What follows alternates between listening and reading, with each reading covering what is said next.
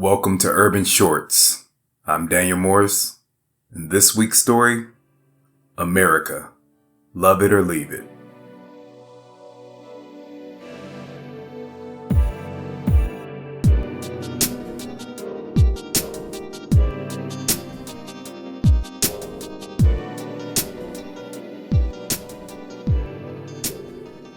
To say Governor Robert Aiello was comfortable with his position in life would be like saying a crocodile might nip your finger if you were to scratch its chin. With 60% of the American populace likening his similarities to the cold-blooded, scaly, dead-eyed beast, according to a recent poll, it's quite a feat that he could watch himself on TV while drifting off to sleep. And once we finish this panel, our borders will be completely secure, said his TV image, standing at a podium by a gap in the towering metal slabs. An abrupt absence of sound snapped him awake. On, he commanded, but the television remained silent as if stilling back the sleep from him. Then, a great roar like thousands of charging stallions rumbled toward his office building, then through it. He gripped the arm of his couch as everything around him began to shake. After a moment, the thunderous reverberation tumbled away, traveling into the opposite direction. Governor Robert Aiello heard the creaking of his chandelier. He looked up at the softly swinging decoration and kept staring while he crept from underneath it. And then, crash. Chief of Staff William Johnson must have slammed his entire body through the door. "We have to go now," the Chief of Staff demanded. "What happened?" the governor asked. "I don't know," the Chief of Staff said, moving toward a closet. "They must have disabled the early warning radars." "Who?" Chief of Staff William Johnson was in the zone, swinging open the doors to the closet and moving his head up and down, searching. "It was only a matter of time. I knew we should have struck first. They must have been behind the Sybaris cyber attack after the war game." Governor Robert Aiello questioned again. "We don't know." The chief found the bug-out bag and turned to the door, still trying to make sense of what happened while preparing for what would happen next. The governor finally stopped him, physically grabbing one arm and pulling on it to gain leverage of the other. Once he had him face to face, looking into his eyes, the chief of staff seemed to snap out of it, finally paying attention to his administrative leader. "Who is attacking us? What's going on?" "We don't know," the chief of staff said. "We think it's the Russians. They just dropped a nuke on the southeast." As sirens began to sound, Governor Robert Aiello released his grip. He took a moment for himself, as one might after looking at an alien for the first time or watching a man fly without wings. Reality had changed. The impossible had happened.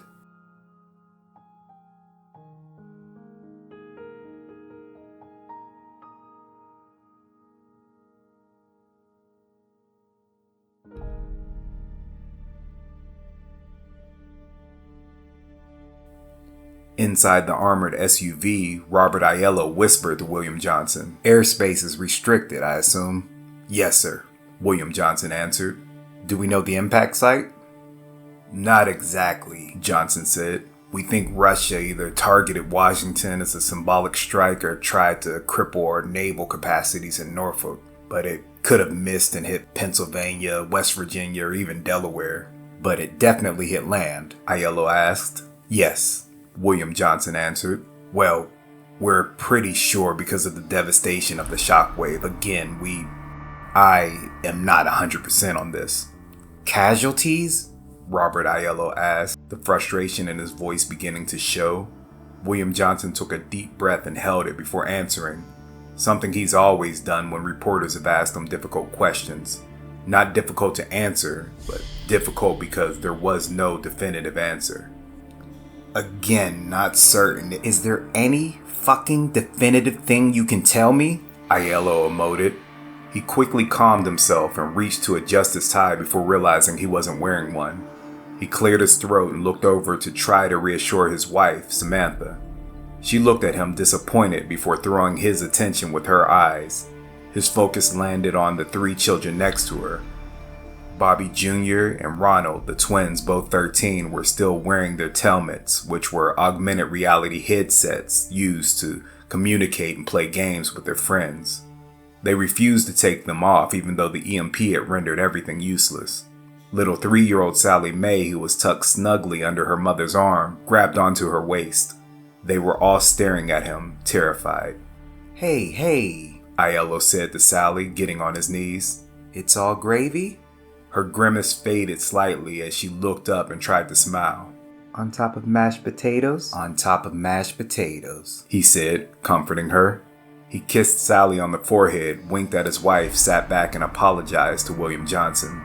It's fine, sir, Johnson said. With comms down, we've been playing Marco Polo with 2 ways. The only thing I know for certain is that the safest place for us to be right now is in the Yucatan bunker. Whoa, Aiello said. Mexico? That's correct, sir. It'll be safe from any radiation exposure and still close enough to direct operations if needed. Robert Aiello looked at his wife and children. He nodded his head, scrunched his face, and put out his hands as if to say it's okay. Then he looked out the window. His expression turned to concern as his mouth opened. His wife, the children, and William Johnson all stared at him and mimicked the expression. They were just about to turn their heads to see what he was looking at when, I'm just playing, Robert Aiello said, leaning back with a lighthearted smirk. What's wrong with you? Samantha said furiously. The 2 boys, Robbie and Ronald, laughed nervously at first. Sally began to giggle as well. William Johnson smiled, bringing it back to Samantha, who shook her head defiantly before letting out a few soft chuckles.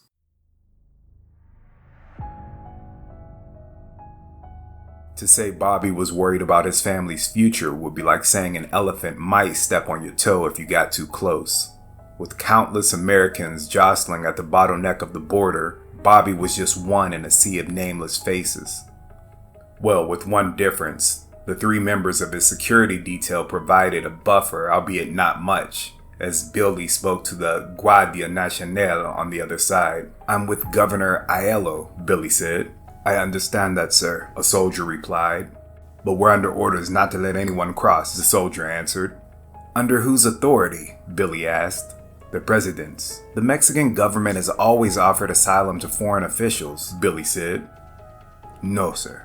The President of the United States, the soldier clarified. Billy looked past the soldier as if his eyes had been fitted with binoculars and X-ray vision. He imagined seeing POTUS in a bunker underneath the Mexican rainforest enjoying herbal tea. Billy's mind switched from unemotional protocol to the creative life-or-death improvisation of human instinct. Slowly, he began reaching for his sidearm. Meanwhile, Bobby looked both ways, up and down the endless row of colossal steel beams where desperate people, including the Border Patrol, tried to bargain through gaps only big enough for ineffective words to get through. He noted multiple ironies in the scene, adding his own recollection of an old video of an American president urging a Russian president to tear down a wall. Bobby stepped back to survey the once incomplete section of the border now filled with a patchwork of scraps and leftover materials. Off to the side, away from the entrance, a few soon-to-be refugees seemed to find a weakness. Bobby watched them disappear behind a pile of dirt and metal. He tried to see if they would emerge on the other side when a gunshot echoed through the desert. Then another and another. People scattered. Bobby looked down and saw Billy's body on the ground. All the soldiers had their weapons raised and pointed at the crowd. Bobby shouted to his family, wrapping his arms around them and crouching as bullets ripped through the air. He tried to make himself wider to shield his wife and kids as he guided them to a makeshift barrier of scrap metal and concrete chunks. A few others had the same idea, contorting their bodies as they angled through the giant debris structure. It seemed only children and small adults would be able to fit in. As Bobby helped Sally down into the ditch underneath the scrap work, a blinding flash of light erased everything for a moment.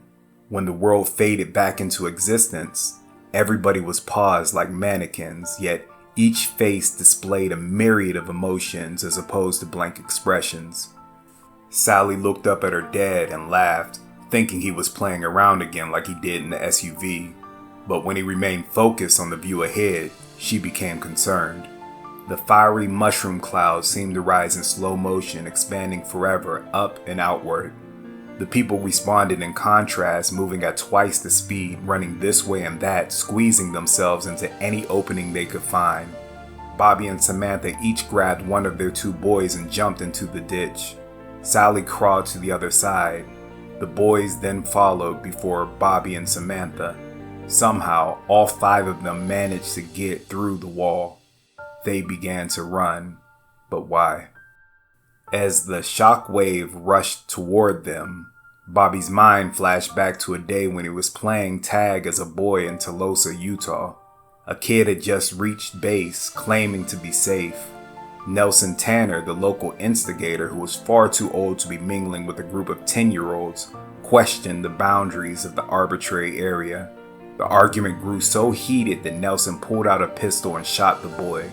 The actual base, wherever or whatever it was more symbolic than anything. Its borders were just invisible lines made up by silly children. It provided no real safety. It couldn't physically protect anybody.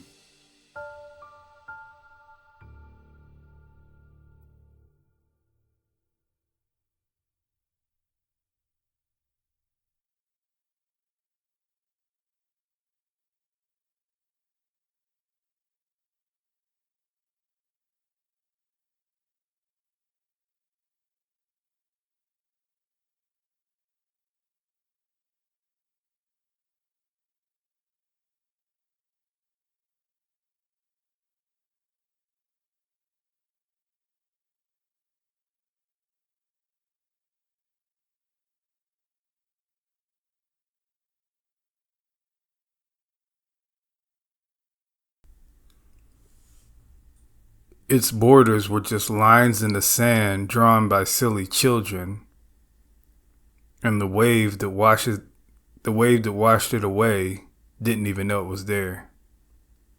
Sorry, I just had dental surgery, but I really like that line, so I wanted to put it in.